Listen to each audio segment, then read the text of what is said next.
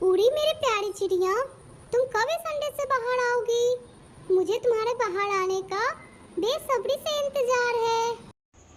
और जब तुम इस दुनिया में आओगी तो मैं तुम्हारा नाम टुनटुनी रखूंगी, क्योंकि मुझे ये नाम बहुत पसंद है।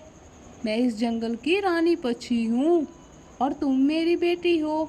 इस पूरे जंगल की देखरेख मुझे ही करना पड़ता है और मेरे बाद इस पूरे जंगल की देखरेख तुम्हें करना होगा मेरी प्यारी टुनटुनी।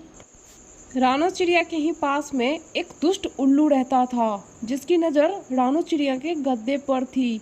वो हमेशा से ही पूरे जंगल पे राज करना चाहता था और सारे पक्षी पर अपना हुक्म चलाना चाहता था। मुझे इस रानी चिड़िया के राज को खत्म करना ही होगा, चाहे इसके लिए मुझे कुछ भी करना पड़े, मैं करूँगा। इसके बाद इस पूरे जंगल पे सिर्फ मेरा ही राज होगा, सिर्फ मैं ही होऊंगा इस जंगल का करता धरता। रानी चिड़िया भी बिल्कुल अकेली है और उसे रास्ते से हटाना मेरे लिए कोई बड़ी बात नहीं, परंतु मैं अभी बहुत कमज़ोर हूँ और इस काम के लिए मुझे कोई बड़ा पक्षी चाहिए जो कि ताकतवर हो।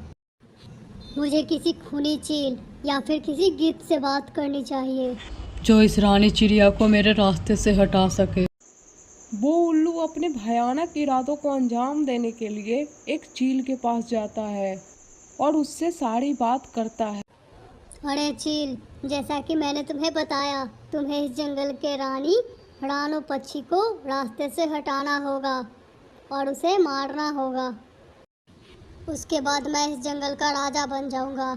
उसके बाद तुम्हें पूरी इजाज़त रहेगी कि तुम जंगल के किसी भी पक्षी को मारकर खा सकते हो, तुम्हें कोई मना नहीं करेगा। हाँ, तुम्हारा उपाय तो बहुत अच्छा है उल्लू, परंतु तुम राजा बन गए और इसके बाद इस बात से मुकर गए तो। नहीं चील, ऐसा कुछ भी नहीं होगा। मैं अपने वादे का बहुत पक्का हूँ और मैं तुमसे वादा करता हूँ कि ऐसा कुछ नहीं होगा, पर तुम्हें भी अपना वादा पूरा करना होगा। अच्छा, तो फिर ठीक है।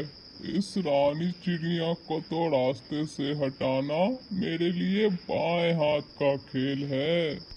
बस तुम किसी तरह से इस रानी चिड़िया को मेरे पास ले आना। फिर ऐसा ही होता है। अगले दिन वो उल्लू रानी चिड़िया के पास पहुंच जाता है और उन्हें अपनी जाल में फंसाने लगता है। रानी चिड़िया, आप जल्दी से मेरे घर चलिए। मेरी पत्नी अचानक से बेहोश हो गई है और वो सिर्फ आप ही का नाम ले रही है। ठीक है, मैं तुम्हारे साथ चल लूँगी, मगर ये तो बताओ कि तुम्हारी पत्नी को अचानक क्या हो गया है? अरे रानी चिड़िया, ये सवाल जवाब का समय नहीं है। मेरी पत्नी बेहोश हो गई है, आप मेरे साथ मेरे घर चलिए, वो बस आप ही का नाम ले रही है। ठीक है उल्लू, मैं तुम्हारे साथ चलती हूँ, मगर मैं अपने इस अंडे को अपने साथ ले जाऊंगी, क्योंकि मैं इसे अकेला नहीं छोड़ सकती हूँ। ठीक है रानी साहिबा, आप इसे भी ले चलिए। फिर ऐसा ही होता है। रानी चिड़िया उस अंडे को लेकर उस दुष्ट उल्लू के साथ उसके घर चली जाती है, जहाँ पे वो चील पहले से ही रानी चिड़िया का इंतजार कर रहा होता है।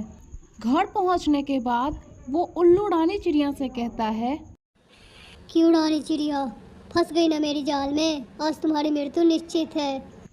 रानी चिड़िया को भी उस दुष्ट उल्लू की चाल समझ में आ जाती है और उसे उस उल्लू पे बहुत गुस्सा आ रहा होता है। अरे उल्लू, ये तुम बहुत ज़्यादा गलत कर रहे हो। मैं नहीं तो कोई ना कोई तुम्हें इस गलती की सज़ा ज़रूर देगा।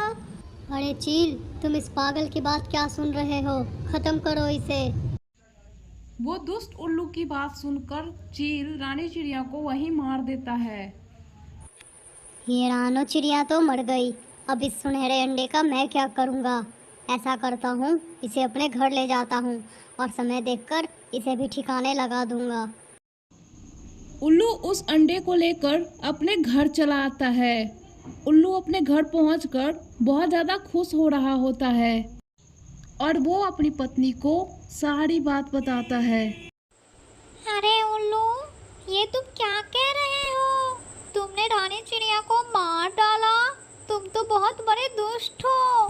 तुम्हारे जैसे राजा बनने की कोई जरूरत नहीं है। तुमने बहुत ज्यादा गलत किया है। तुम अपनी बकवास बंद करो और इस अंडे को जाकर कहीं फेंक कर आ जाओ।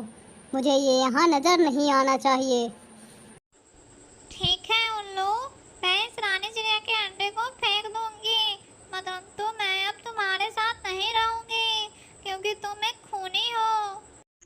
ऐसा कहकर उल्लू की पत्नी उस अंडे को लेकर वहाँ से चली जाती है। उल्लू की पत्नी बहुत ज़्यादा अच्छी थी और वो उस सुनहरे अंडे को नहीं फेंकती है बल्कि अपने पास रख लेती है और एक दूसरी जंगल में अपनी ज़िंदगी बिताने लगती है। इधर रानी चिड़िया के जंगल की हालत भी बहुत ज़्यादा ख़राब हो जाती है। वो दुष्ट उल्लू राजा बन जाता है और वो उस चील को इजाज़त दे देता है कि वो जंगल के किसी भी पक्षी को अपना शिकार बना सकता है। इधर दूसरी तरफ उल्लू की पत्नी उस अंडे का अच्छे से ख्याल रख रही थी और इंतज़ार कर रही थी कि कब इस अंडे से चिड़िया बाहर आए। फिर एक दिन जब उल्लू की पत्नी सो रही होती है तो उसे एक सपना आता है। सपने में उसे रानी चिड़िया दिखाई देती है और वो उससे कहती है, तुम बहुत अच्छी हो। तुम अपने पति दुष्ट उल्लू की तरह नहीं हो। तुमने मेरे अंडे को भी संभाल कर रखा है। मैं चाहती हूँ जब उस अंडे से चिड़िया बाहर आए तो तुम उसका नाम टुनटुनी रखो, क्योंकि ये मेरा पसंदीदा नाम है। फिर अगली सुबह ही उस अंडे से एक प्यारी सी चिड़िया बाहर आ गई होती है। उल्लू की पत्नी उस चिड़िया को देखकर बहुत ज़्यादा खुश हो रही थी। अरे वाह, इस अंडे में से तो कितनी प्यारी सी चिड़िया बाहर आ गई है, देखो तो। और मुझे पता है इसका क्या नाम रखना है, क्योंकि कल रात सपने में रानी चिड़िया आई थी और उन्होंने मुझे बताया कि इसका क्या नाम रखना है। इसका नाम टुनटुनी रखना है और आज से इसे सारे पक्षी टुनटुनी कहकर बुलाएंगे। टुनटुनी चिड़िया अभी बहुत ज़्यादा छोटी थी, जिसके कारण उल्लू की पत्नी टुनटुनी चिड़िया का बहुत ख्याल रख रही थी।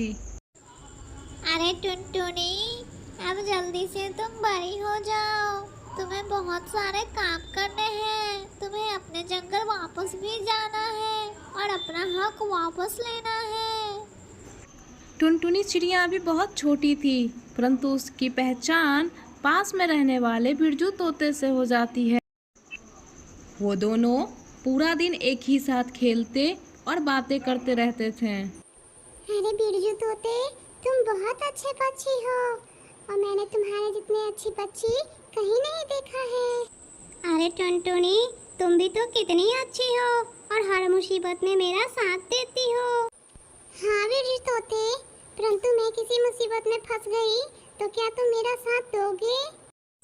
हाँ टुनटुनी, तुम बहुत अच्छी हो और मैं तुम्हारा साथ हर जगह दूंगा। ऐसे ही धीरे धीरे समय बीतने लगती है और देखते ही देखते टुनटुनी और बिरजू तोता दोनों बड़े हो जाते हैं।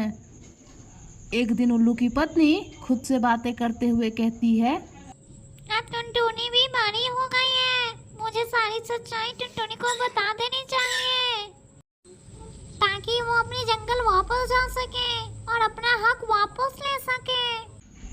थोड़ी देर बाद टुनटुनी और बिरजू तोता भी वहाँ आ जाते हैं।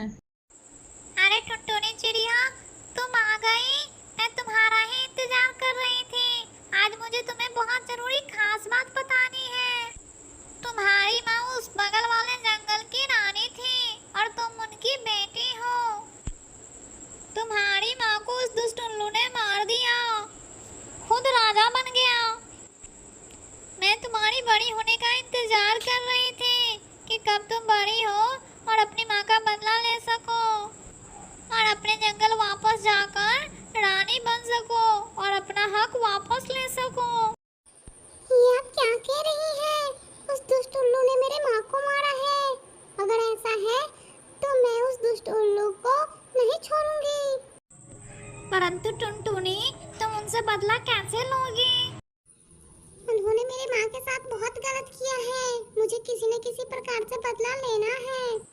अरे हाँ टुनटुनी, मेरे पास एक बढ़िया उपाय है जिससे तुम उनसे बदला ले सकती हो।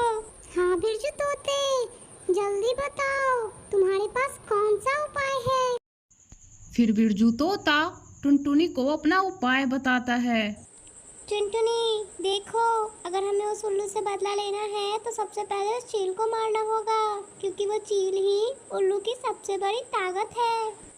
मैं एक ऐसा फल जानता हूँ जिसे खाने के बाद पक्षी बेहोश हो जाते हैं। मैं उस फल को ले जाकर उस चील को खिला दूंगा, जिसे खाने के बाद वो चील बेहोश हो जाएगा और फिर हम इसे मार देंगे। हाँ बिरजू तोते, तुम्हारा उपाय सच में बहुत अच्छा है। इस तरह तो वो चील बेहोश हो जाएगी और उस उल्लू को तो हम खुद ही देख लेंगे। ठीक है माँ, हम चलते हैं, तुम अपना ध्यान रखना।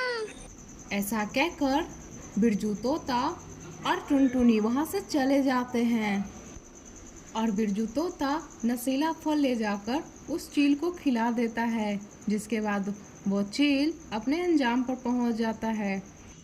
फिर वो दोनों उस उल्लू के पास पहुँचते हैं, जो कि राजा बना होता है। अरे उल्लू, अब तुम्हारा खेल खत्म हुआ। अब तुम यहाँ के राजा नहीं रहोगे। जानते हो मैं कौन हूँ? मैं उसी रानो चिड़िया की बेटी हूँ जिसे तुमने मार दिया था, और मैं अपनी माँ का बदला लेने आई हूँ। मैं अपनी माँ का बदला तुमसे जरूर लूंगी। अरे तुम उस रानी चिड़िया की बेटी कैसे हो सकती हो? तुम्हें तो मैंने अपनी पत्नी से कहकर फेंकवा दिया था।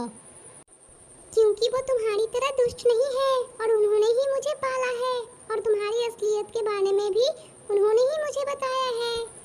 हाँ हाँ हाँ, अच्छा तो तुम रानी चिड़िया की बेटी हो और तुम मेरा खेल खत्म करोगी। हाँ हाँ हाँ, मैं अभी उस चील को बुलाकर तुम्हारा खेल खत्म करवाता हूँ। हाँ ठीक है, तुम बुला लो उस चील को। उस चील को तो मैं पहले ही मार चुकी हूँ। उल्लू ये बात सुनकर बहुत ज़्यादा हैरान होता है कि एक इतनी सी टुनटुनी चिड़िया ने इतने बड़े चील को कैसे मारा होगा। तुम्हारा खेल अब खत्म हो चुका है दुष्ट उल्लू। अब तुम पूरी जिंदगी कैद में गुजारोगे। ऐसा कहकर टुनटुनी और बिरजू तोता उस उल्लू को पिंजरे में डाल देते हैं, जिसके बाद वो उल्लू हमेशा कैद में ही रहता है।